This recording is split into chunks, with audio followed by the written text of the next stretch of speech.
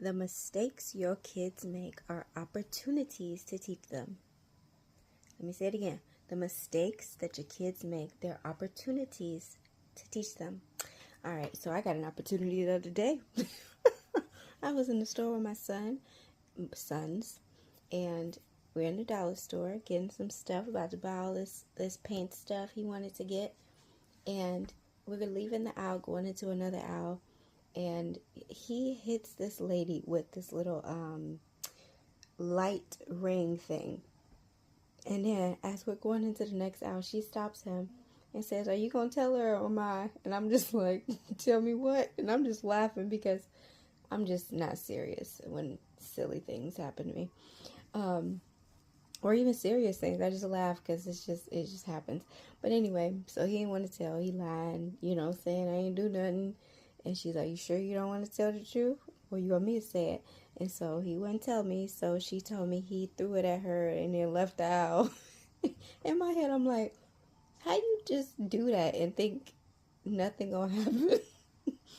And so she looked at me almost like, "What you gonna do?" And I'm like, "Dude, that was wrong. Tell her sorry." And he mumbling, "I'm sorry," mad at me and stuff. I'm like, "Dude, you the one who did the wrong thing." But anyway, I correct him. And I'm like, "Well, since you did that, we're going to be putting this back only because you weren't honest." I didn't like the fact that he didn't want to tell the truth, although I understood that when you do something wrong, there's this feeling that comes over you, especially when I was a kid, I had it, of like, you fear telling the truth for a moment because you're like scared of what's about to happen and you panic, so you don't tell the truth.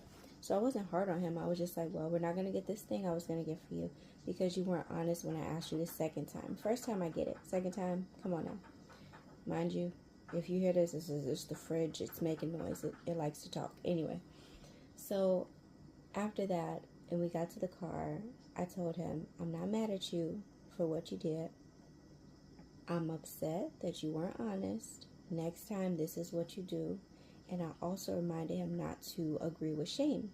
Because a lot of times when we do something wrong, even if it was like something we knew was wrong and we make a mistake and we feel embarrassed or we feel like, "Oh my gosh, I got caught," like, and you feel scared. Shame is like so easy to creep into us because we feel like, "Oh my gosh, that happened to me," and "Oh, that was a bad choice." And that self-talk, that negative self-talk can just happen that quick. So I took it as an opportunity to teach him about shame and how never to agree with shame. Forgive yourself quickly, even when you do the wrong thing, because you can make another decision tomorrow or even the next second to do better. All right? So remember, every